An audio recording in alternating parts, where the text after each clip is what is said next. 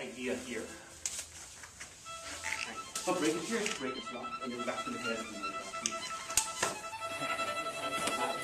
Okay. And then back to the head. I go with it. Then I'll switch. Good, because it's really your head and one to begin with.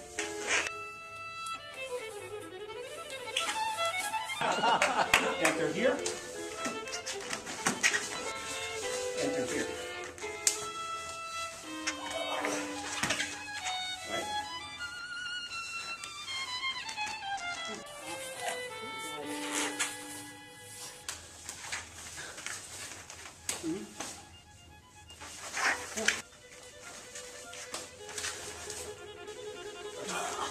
Then they'll play with your legs.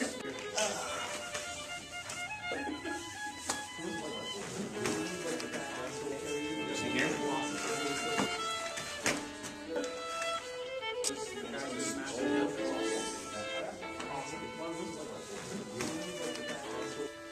That way. Oh. I'll still go here. So I'm either here, I'll go here. Or not here. Drag all the way.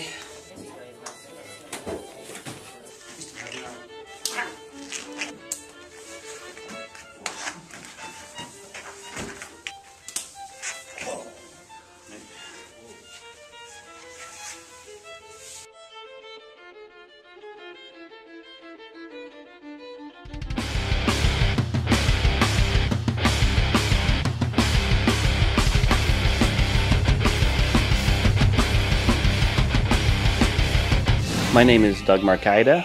I am a Filipino martial arts practitioner, and I have deep roots in Pekiti, Tirisia, Kali de Leon, and Barako Batangueño Barisong. What we're going to be doing today is presenting the art of the karambit.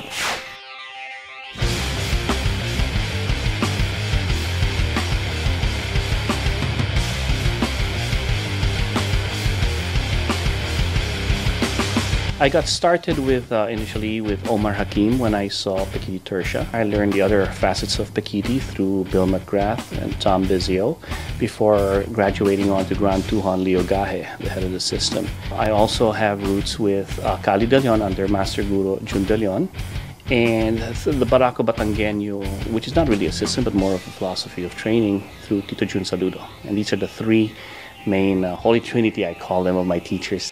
My first exposure to the karambit was through Omar Hakim. He showed me the karambit as one of the feral untamed blades of his relationship with Silat. I also learned the karambit from Marpati Puti instructors when I was in the Air Force, and we had an exchange program with some of the Indonesian Air Force instructors.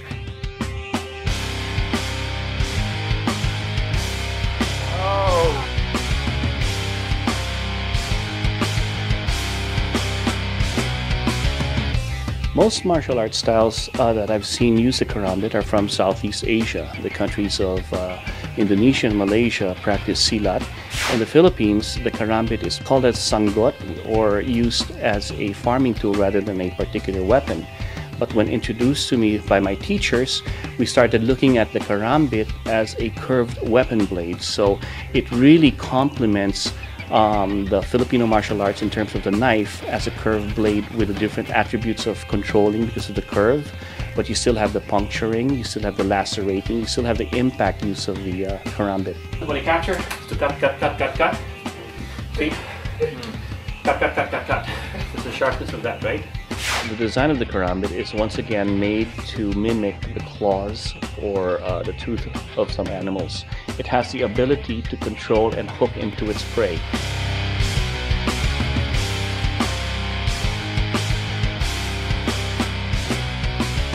Most karambits, the traditional ones, are double-edged, and you can slash with the weapon on the inside part of the karambit or the outside part of the karambit. It has the ability to puncture because of the point. Some karambits like this has also another point in the edge, so on the drawback can also puncture. Other karambits have the ability on this side to act as impact when they're hitting with it, but in other versions of it also put another point so they can thrust with it on the top side of the knuckle.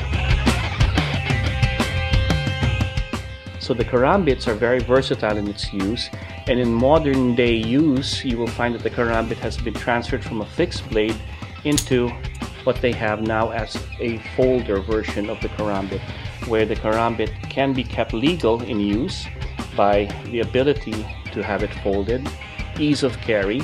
It stays legal because it is not double-edged. In this particular model here that we're using here, that we're presenting.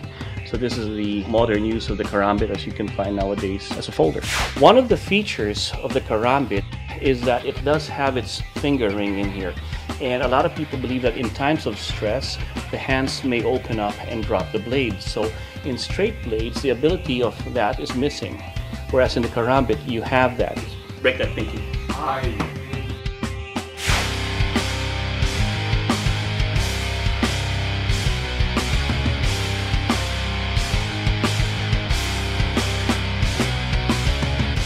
One thing you want to try to, he catches it. Punch here. Blade goes underneath. Shoot it in and down. Come up. Pop. Most of the students I train are civilian practitioners of the art, but I do have a lot of law enforcement personnel, military guys that come to us. Most of the blades that are used for law enforcement are used as a backup. We always go to the primary weapon when the lethal use of force is allowed. The primary is always a firearm. Let's say they're not able to get to their firearm, they use the karambit, and when it opens, they can just cut away so that they can back to their regular gun. I can control. Just the pressure on there, see that? Wrist lock. So it's like a half a handcuff, right? Putting videos of my art, putting videos of the brothers that I teach, my students, my friends that we put together, and celebrating the art allows me to enjoy what I'm doing and share that fun. Putting that video together really is for my sons. I have 3 sons that really enjoy it. They think it's something special when I spend time away from them, and to do this, they get a chance to see this and see what their dad's up to. And that's why I do this. And at the same time, I celebrate and I kind of, pay homage to the teachers that have shown me this art and what I've done with it. The karambit, when you wield into it, it's like anything that you do, whether it be a knife, a stick, or a sword. It's a very exotic blade, but if you keep it fun, you always win. It doesn't matter whether it's going to be effective, it's dangerous, it's a weapon. It's edged. Like my teacher used to tell me, it's an exclamation point to any sentence you make. So if you have a good empty hand system, you put a karambit in there, that's your exclamation point.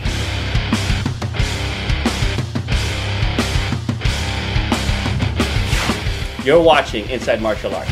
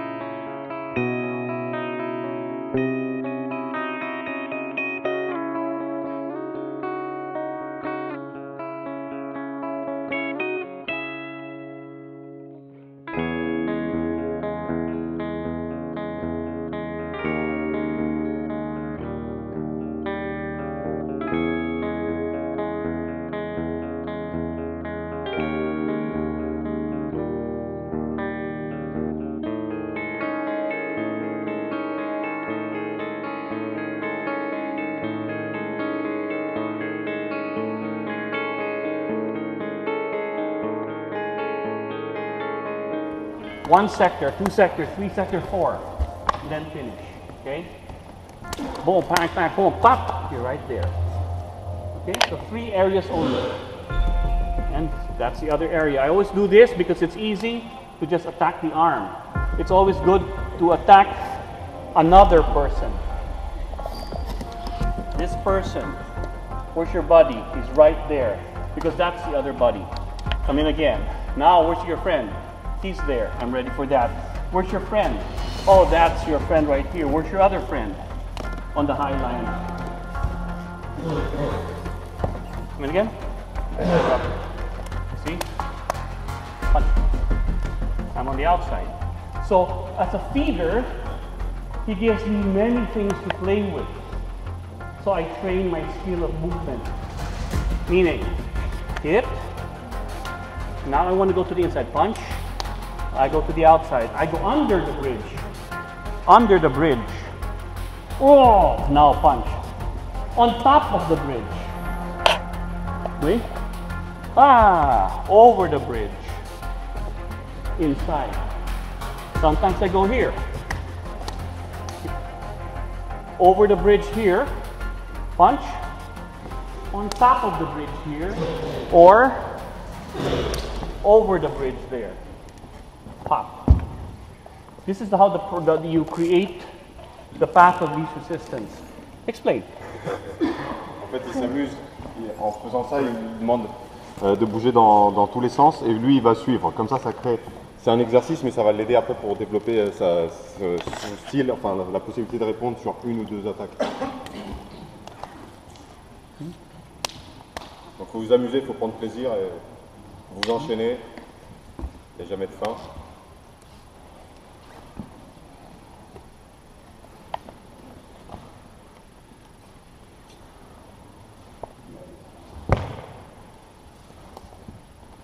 Again.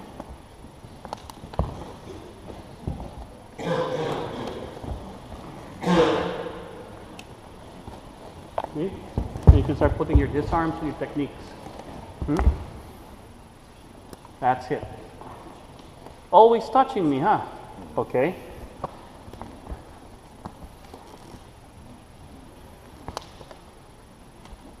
Cut the hand now. Hook the hand. Grab. Cut the fingers.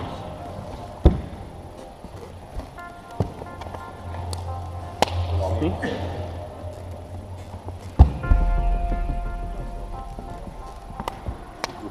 On top, under.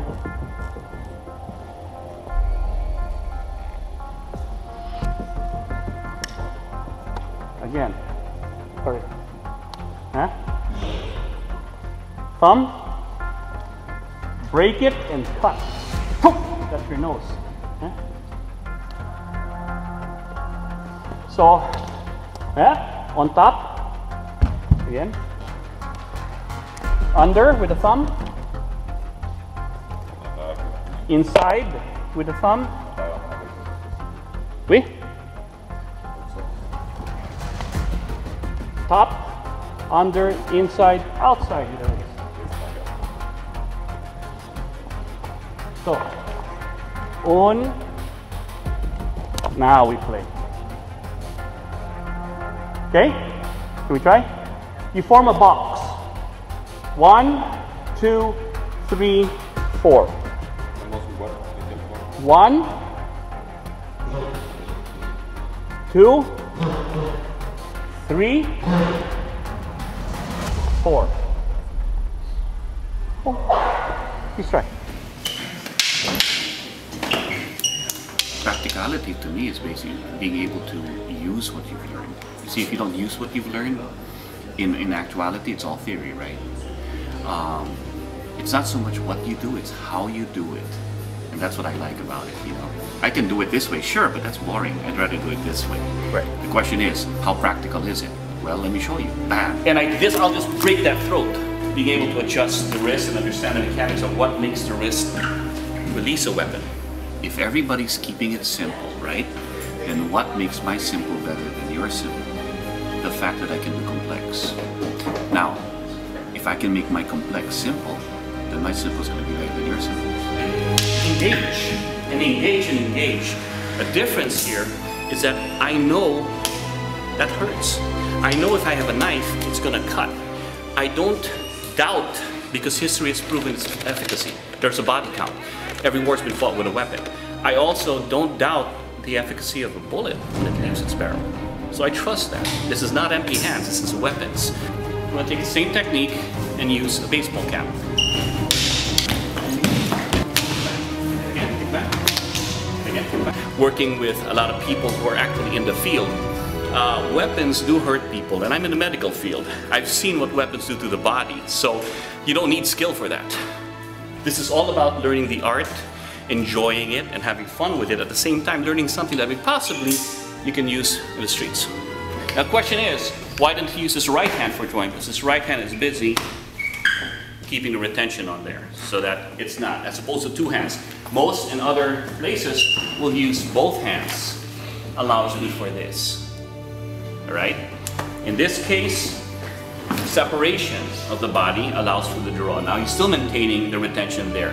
Now, because I've been impacted here, it allows him to go for control tool.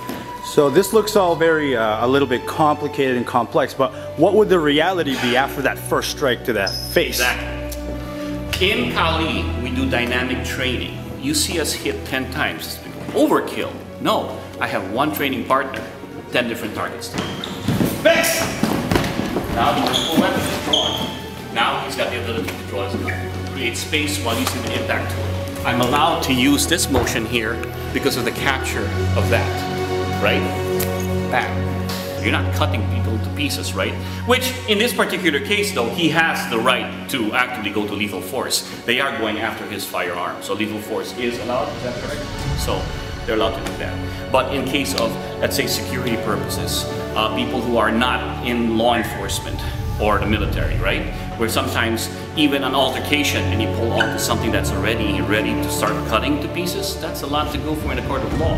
Always understand your laws. Of course, if it's family and everything else, for me it's like, hey, there's no question, right?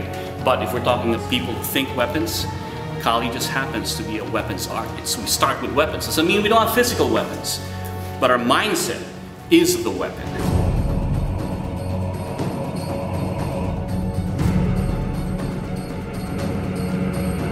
Now when I can do all that, which takes a lot of skill and time and practice, all of a sudden it's even slower. It's even better. Because now you can add in timing, accuracy, all these other things that they call complex, is able to do. Let's take it for example with special forces. What's the difference between special forces and infantry? Training. They get more advanced training that other people would be considered complex. That's all it is.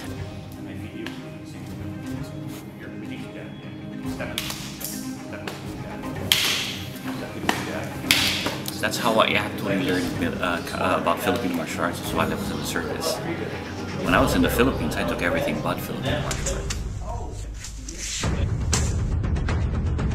Bam, bam, bam.